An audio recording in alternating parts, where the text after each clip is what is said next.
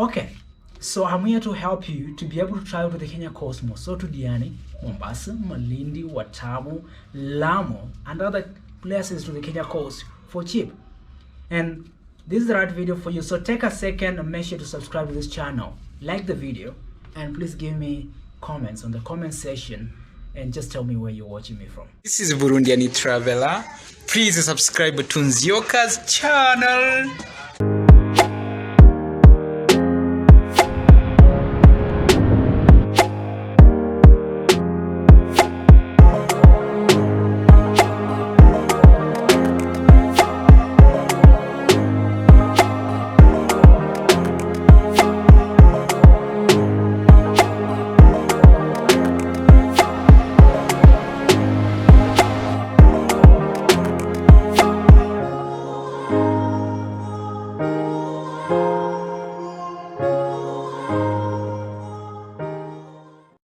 I'm very sure if you've clicked this video, you really want to know how to be able to travel to Kenya coast or to Kenya for cheap. And you're wondering how you'll be able to do it. Okay, so I'm here to help you to be able to travel to the Kenya Cosmos, so to Diani, Mombasa, Malindi, Watamu, Lamu, and other places to the Kenya coast for cheap. I just go straight to the point, to the video, no wasting time. And I've written everything down, so I'm gonna be able to give you detailed description of everything on how to travel. And I'm talking about the people who are traveling from Nairobi and even the locals. If you're flying, you're flying inside Nairobi and you want to travel to the Kenya coast, how to travel for cheap. So first thing is the means of transport. How are you going to get there? For example, let's talk about Diani. If you're going to Diani and you want to travel there, how are you going to travel for cheap? There are two means of main transport to Diani. There's no direct means of transport to Diani. You have to know that. So if you want to go to Diani, you either use the train, that's the SGR, which is like, it's not an electric train, it's like the fastest train here. It costs like $10, that's 1,000 Kenyan shillings to go to Mombasa. And from Mombasa to Diani is another $5. Okay, you book it online, and then you get to a place called Miritini or Jomvu, and then from there you find means of transport there. Depending on what time you're going there, it may even get more expensive. So most of the time it costs like $5. Okay, the other means of transport is bus. I'd prefer you to take Tahamid. I've loved using this kind of a bus. You can get it to a place called Parklands Road in Nairobi. Once you come to Jomo Kenyatta, come just to the CBD, ask the locals, or you can just text me on Instagram, I can take you there. A place called Parklands Road, you can get Tamid or other means of transport like Simba Coach and all that, but I prefer you taking Tamid. It is the most efficient because you can book them online. It also costs 1,200 Kenyan shillings to get to Mombasa. It's more cheaper that way, more than the SGR. The reason behind it is because although you're paying 1,200 Kenyan shillings and the SGR we're paying 1,000, you go directly to the CBD. And after getting the CBD, you're going to pay 50 Kenyan shillings, that's $50, to cross to the ferry. If you cross the ferry, you're gonna get means of transport there, that is the matatus, the small buses, that's how Kenyans call them. And they're gonna cost you like 100 Kenyan shillings. Or you can get a tuk-tuk and get to Diani within an hour, which is, they call it Ukunda, from the ferry, Likoni ferry. And yeah, so that could have costed you like 1,350, yeah, instead of 1,500 to Diani. So I think that's cheaper. Okay, all right, so I think I've answered that because that takes you to Mombasa and also takes you to Diani. But for the people going to Kilifi, I would prefer you taking the buses. It will take more time because it's like 8 hours, but for the SGR is like 5 hours. So it depends, but it will be more expensive if you use the SGR because it doesn't take you to the CBD. I don't know if that makes sense. Because if you get the bus, get to Mombasa, the DIANI, the CBD, I'm sorry, you'll be able to get buses right there that would take you directly to Kilifi, which costs you like 200 Kenyan shillings, that's $2, or to Malindi, that's going to cost you 300 Kenyan shillings. Also, you can get buses directly from Mombasa, from Nairobi here, directly to Kilifi or directly to Malindi, but they will be more expensive than just connecting them. Okay, so the other thing that usually people ask me is, what are the things that can make me travel for cheap? The other thing is places to sleep.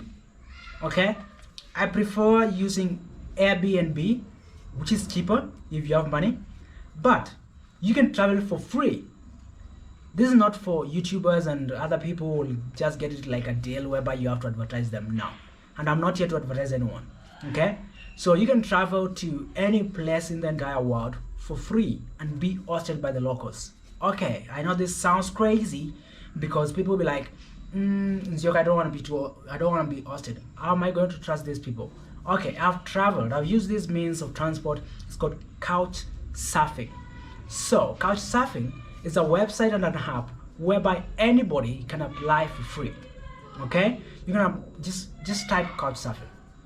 Yeah, I'll give you the spellings down here. Couch surfing, and then just create an account, and then just click on the top on the search button the place that you want to go, and to bring you the hosts, other travelers going to the same place that you can link up with, events in the area.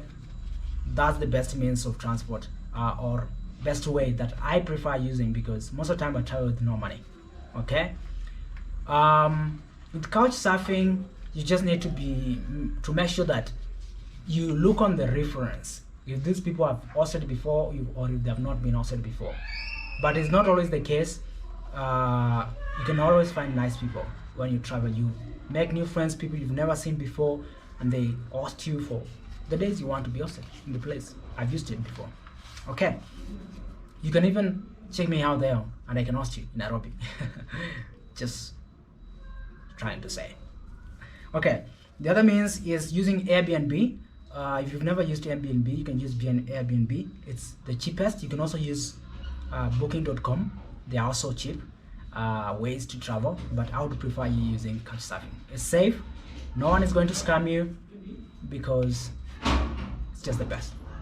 Sorry if there's noise behind me, because I'm in my house. I'm in a plot whereby people are making noise. Okay, never mind. So the other one is the way of eating. Okay, the other one is if you go to Likoni, never mind. So if you're traveling to DIANI, the best places to stay, I would say Leisure Lodge is one of the best places you can ever travel to. Most if you're using the couch surfing, you're being hosted and you want to take those nice pictures like you're in a hotel and all that, go to Leisure Lounge in DIANI.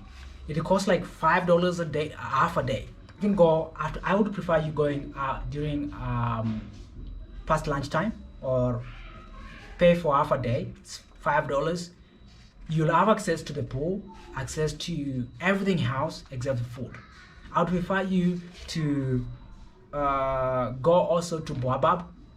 Baobab, they are the best as well. They're gonna give you deals. Tell them I sent you. Nzioka sent you there, and they're gonna give you a good deal. Okay, but most of the time is always $1 for half a day. Okay, the other thing that usually costs a lot when you're traveling to these places is food. I would prefer eating with the locals. If you've oh my goodness, if you have watched my videos before, you'll see that I actually like eating street food. In Mombasa, I would suggest going to Mombasa Old Town or going to Mama Ngina Street, whereby you find local food. It's safe and cheap, and you'll be able to experience the authentic Swahili and Kenyan food. Those guys are get the Kenyan biryani and the Indian biryani, get the pilau, get the mahamri, get the shawarma, get just everything.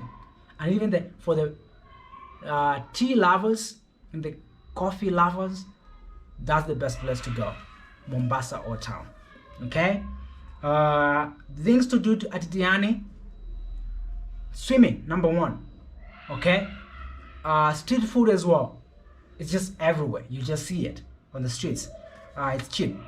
The other thing is you can go like water sports.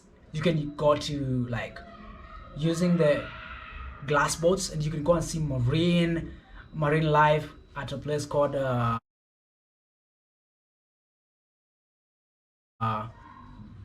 what's the place? Didn't write that down. Okay, never mind.